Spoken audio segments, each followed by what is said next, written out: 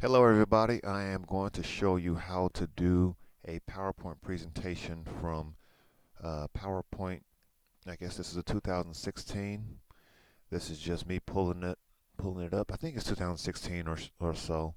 So one of the main things you want to do a PowerPoint presentation for a teaching is when you first go in, you'll have something that looks like this. I kind of typed this in just to check and see. But what I do is I'm going to design, and I'm going to the slide size. This is in widescreen, but most of my teachings are in 4.3 instead of 16.9. So I'm going to just change this to 4.3, and I'll just do um, ensure fit.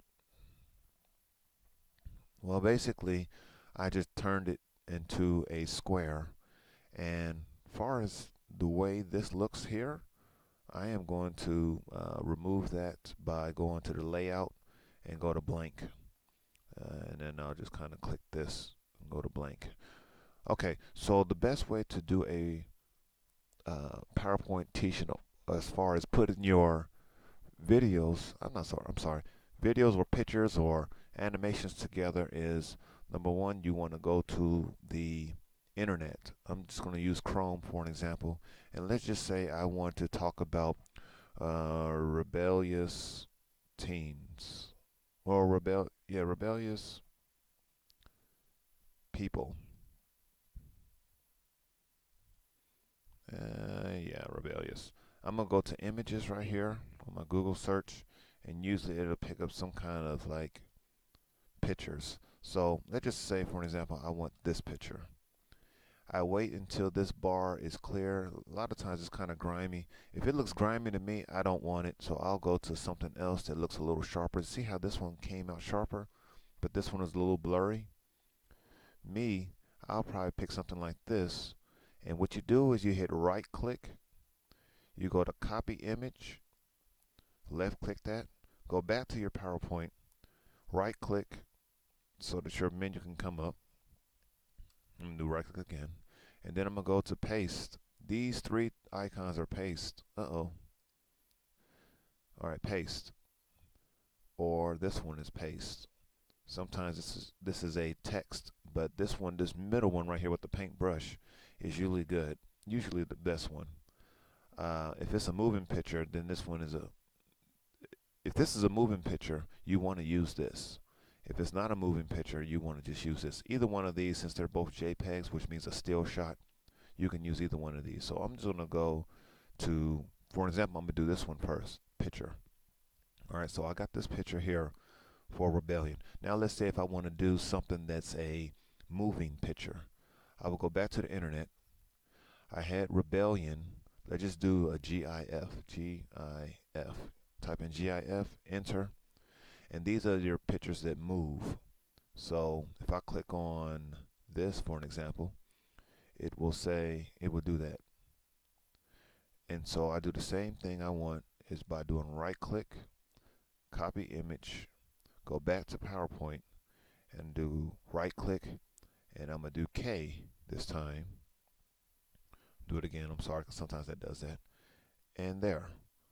So you have a moving picture and a still shot. In order to view it, you will go down here to slideshow.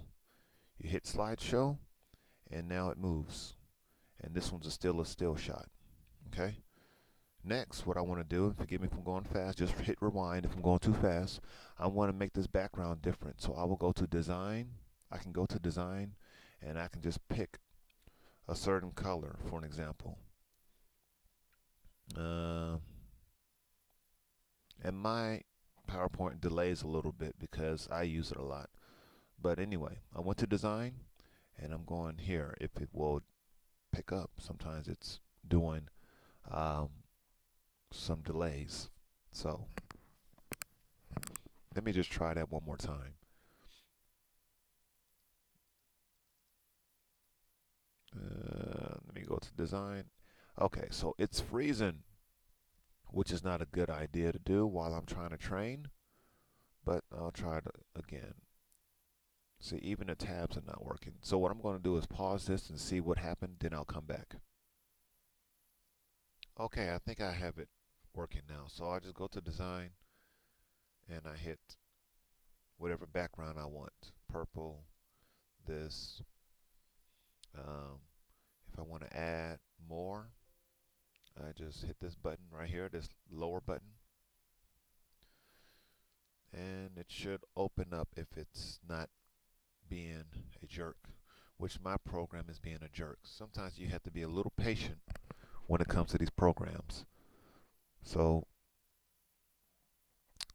let me see what happened here. I'm gonna pause one more time to fix this issue.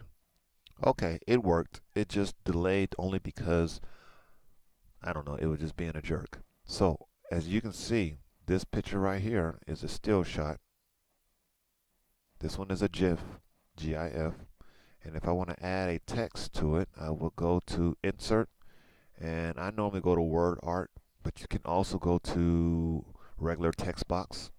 But if I'm trying to do a title, I do Word Block, and I'll just pick a color, and I'll just type in Rebel. If I want it to stand out, I can do a lot of choices by clicking these for shadow, color, and outline effects. I can do more shadow. Probably you couldn't tell. All right, so that's Rebel, and then I can go to insert a text box. I just click this text box there that was just there. I hope you all saw it. You can rewind it, and then I'm gonna type in rebellion or rebel. Uh,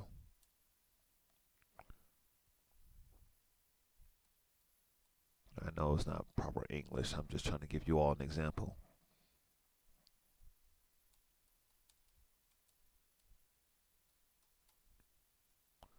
All right, so this is my text. Let's just say if I want to get it bigger, I go here to, when I click on it, notice I'm clicking on the top line. I'm not clicking on the wording, or you can highlight it by doing this to get all of it, or you can just click right on the line. You got to kind of look right at it by doing, whenever you see that turns into like a four-way arrow, that means you're right on the line. So click that four-way arrow on the line, go here. Instead of 18 font, you want it to be at least, I would say 28 to 32, so that people can see it on the screen. So I'm going to move this over here. I'm going to have this over here. This is my title. This is my text. If I go to slideshow, it will show.